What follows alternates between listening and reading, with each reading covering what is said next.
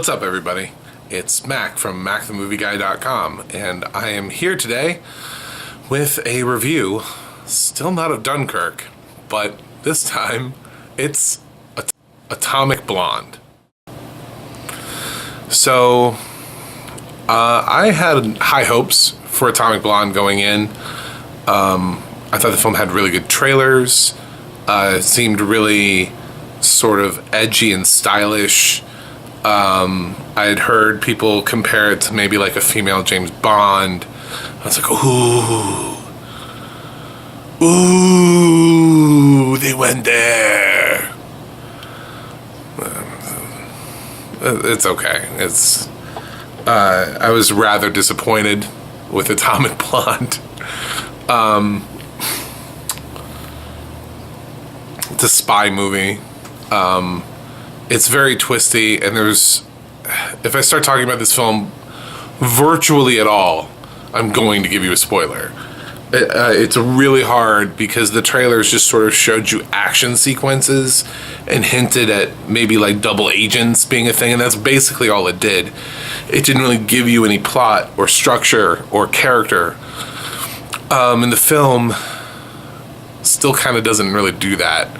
It focuses a lot on plot and cool twists, but I still have absolutely no idea who Charlize Theron's character is, like, at the core of her character. You know, I know very little about the protagonist, which is very weird. I felt like I understood the movie. I was bored to tears throughout large portions of it because it's not all action sequences. It tries to get into the story, and it doesn't do very well when it's not action sequences. This film was directed by a guy who did a lot of stunt coordination and stunt work for other films, stuff like John Wick, and you can tell because the fight scenes are really the only reason to see this. The fight scenes are fantastic. The fight scenes are incredible. This is the most excited you will see me get about Atomic Blonde.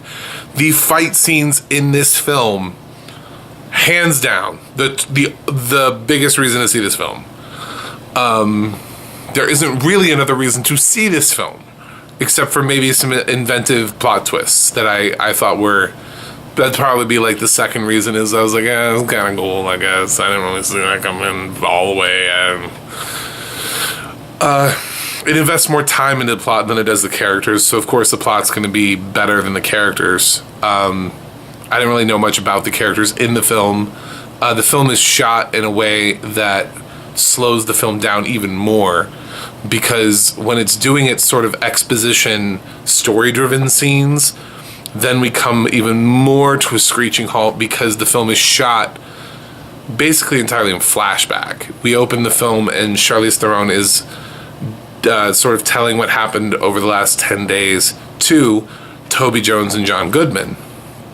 So every so often we hit like the pause button on the film and we go back in and we check in on Charlize, John, and Toby and see what's going on in their world. And it's an odd choice because sometimes when the film is already moving slow, it slows it down even more. So for an action film that has some very solid, fast-paced action sequences, there is a large chunk of the film that just didn't work for me at all on any level. I knew nothing about Charlize's character. I didn't actually like Charlize Theron's acting in this film. I actually think she's a good actress, but because she was given nothing to work with, she offers nothing to the role.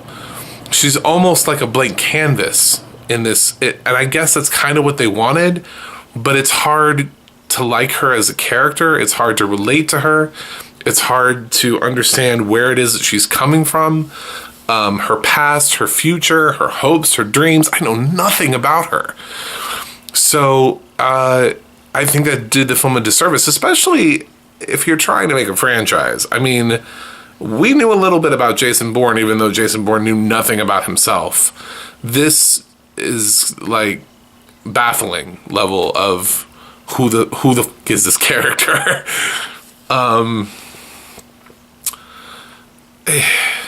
Yeah, so that's Atomic Blonde. Well shot action sequences. I didn't really like Charlize in the role. I thought James McAvoy did okay. But, you know, I mean, he was much better in Split. So if we want to talk about acting, like Split, if you want to say James McAvoy performance, the action sequences are the only reason to see this. There's a little bit of inventiveness with the plot. Some creativity in the way it's shot, I suppose.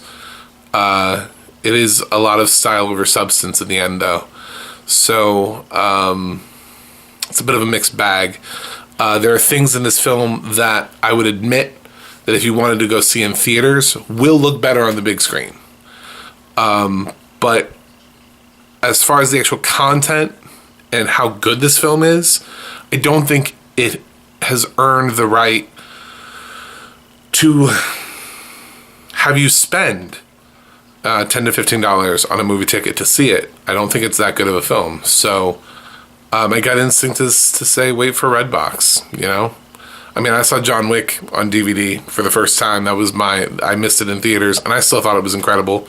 So, you know, I mean, you'll see Atomic Blonde's action sequences on your home TV, and maybe you'll like it. So, but I'm going to give Atomic Blonde a C. It's probably higher than I should give it, but the action sequences are really good. There are some really good twists. And aside from Charlize, I didn't really have a problem with anybody's acting in this film. So, I think it weighs itself out to be about a C, which is the middle for me. That's like average, mediocre, whatever you want to call it. I'm hoping to do some of the reviews here in a few minutes. So that's it for now. So peace out.